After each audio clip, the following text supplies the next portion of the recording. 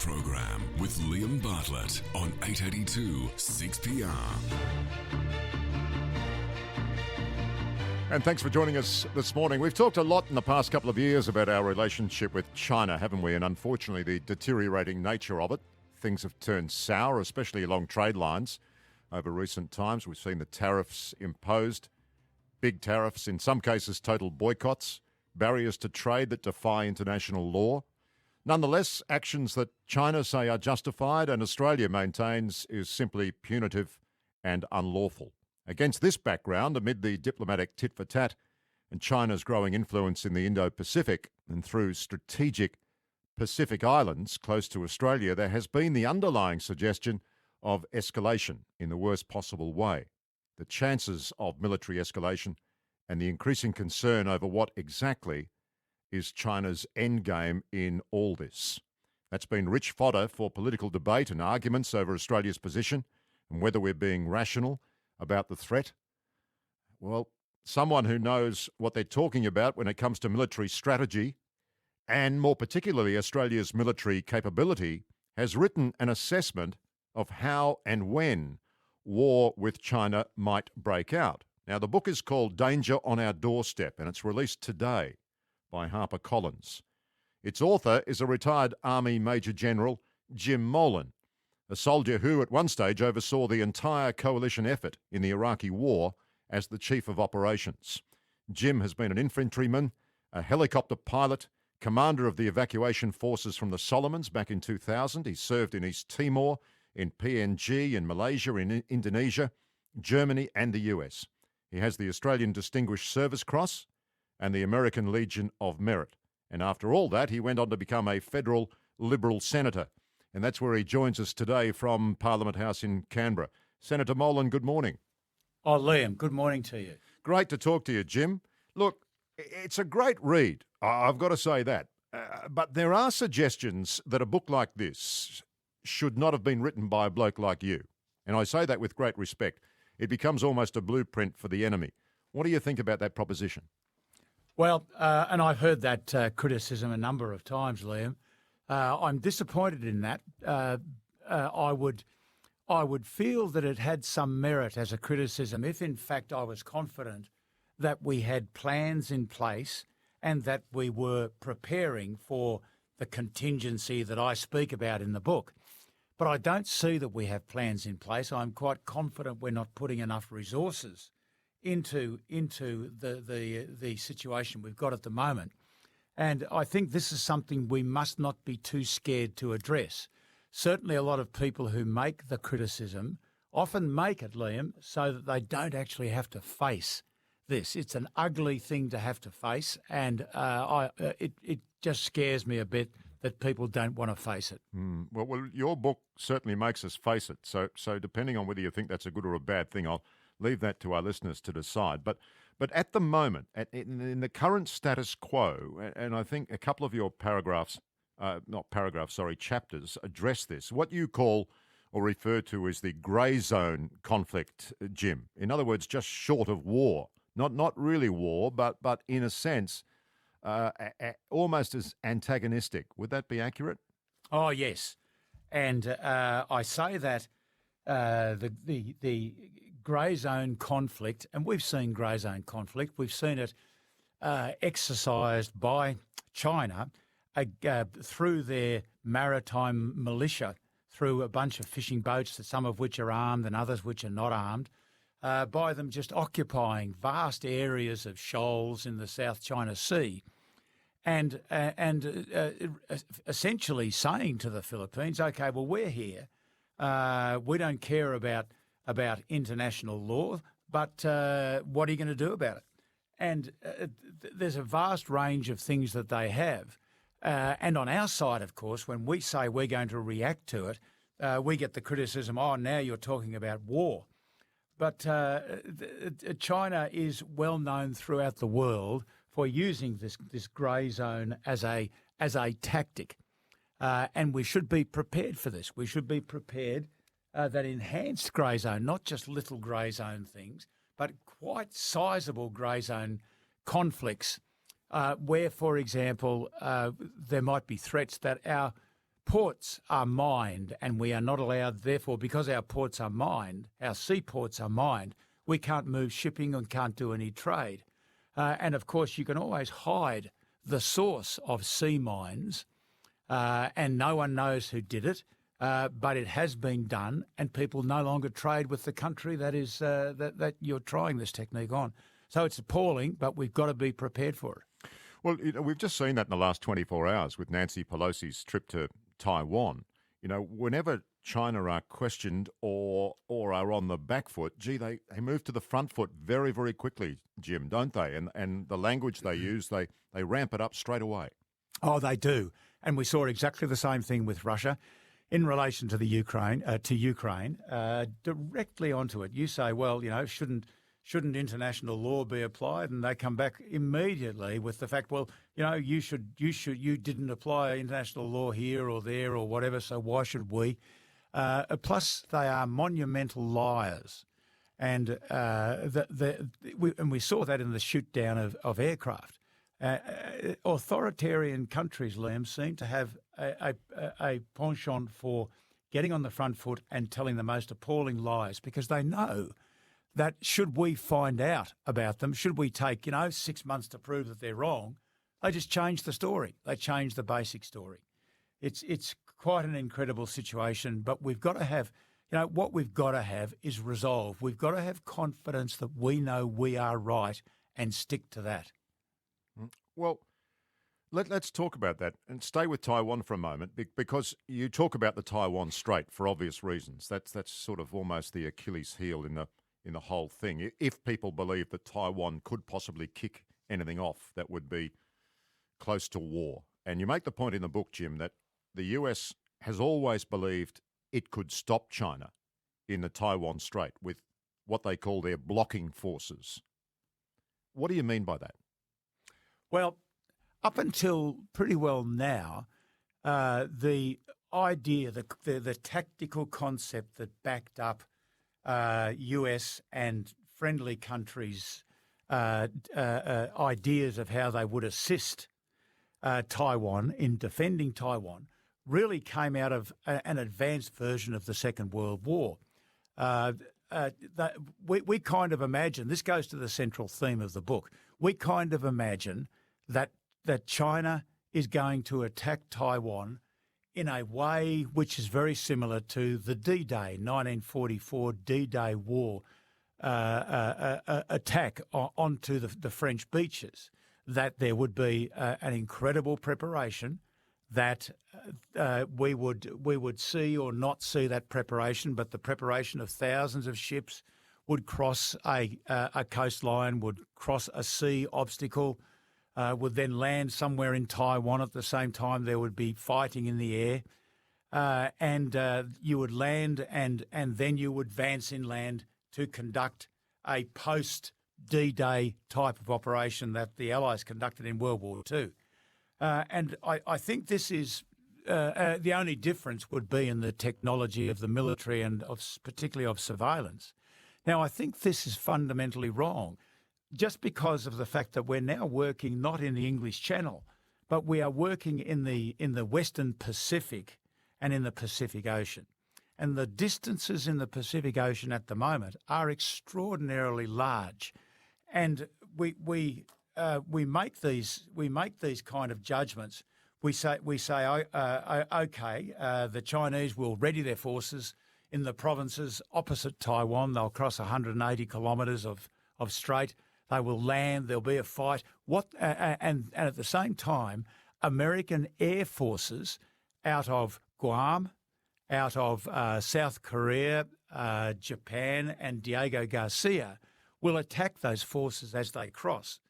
Now, I happen to believe that looking at the tactics and strategy of the two countries, that China doesn't have to do this. If China tried a D-Day style 1944 type of operation, then they would find themselves very badly hurt by American forces as they tried to cross this water obstacle. They might still win. And Liam, this is the important thing to realise. They might still win, but they would face it would cost them an awful lot they would be badly hurt and they would probably win. So I reckon that there are other ways to do it, and I reckon the Chinese are smart enough to see it. And the other way to do it is what I write about in the bush. That is in the book. That is, they boot the Americans out of the Western Pacific, fundamentally by attacking the Americans with missiles, the American bases in those countries I mentioned before, and they've got the Chinese have got the biggest missile force in the world. They would attack with missiles, having destroyed the satellite capability of the Western world and the internet capability of the Western world in undersea cables. They would attack using missiles, and having done that and destroyed any forces that were in those island bases, they would then say to Taiwan, "Well, Taiwan, we've booted the Americans out of the Western Pacific. What are you going to do now? Are you going to fight us?" And it'd be my bet that Taiwan would roll over at that stage. Well, you still think fundamentally, though, that Taiwan is still the first formal target, don't you? Because you say in the book that China will act only in its own backyard, where it is strongest and the US is weakest. Correct. And I still believe that the strategic objectives of China are two. The first one is to throw the Americans out of the Western Pacific so that China is the dominant power in the Western Pacific. And the second one is to bring Taiwan into the People's Republic of China. Now, how do you do that?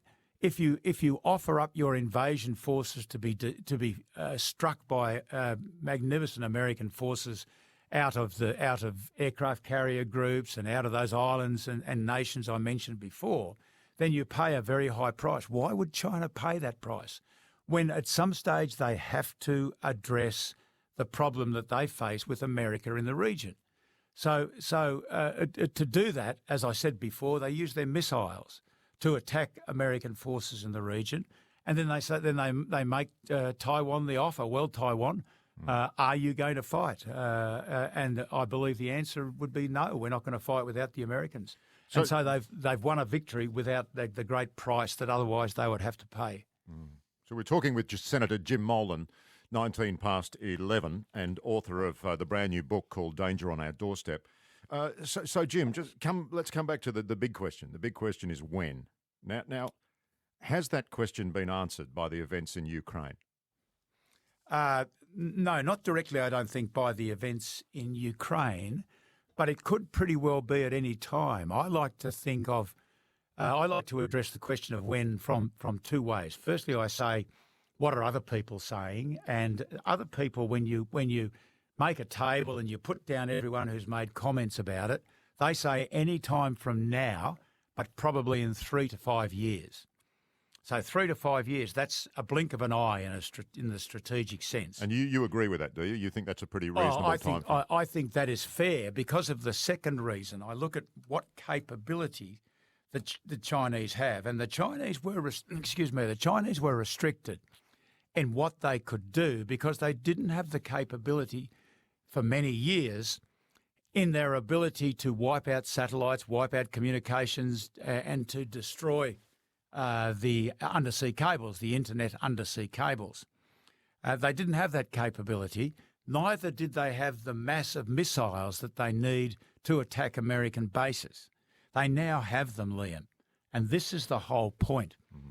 This is why people are saying they could do it at any time, and why I'm saying that it's more logical that they attack the Americans with missiles and then make an offer to Taiwan that Taiwan can't refuse. Well, using all that military capability and all the sort of weaponry that you talk about, you paint at the end of the book a hypothetical scenario, and I must admit it's pretty chilling, where we become, here in Australia, what you describe as a tributary state.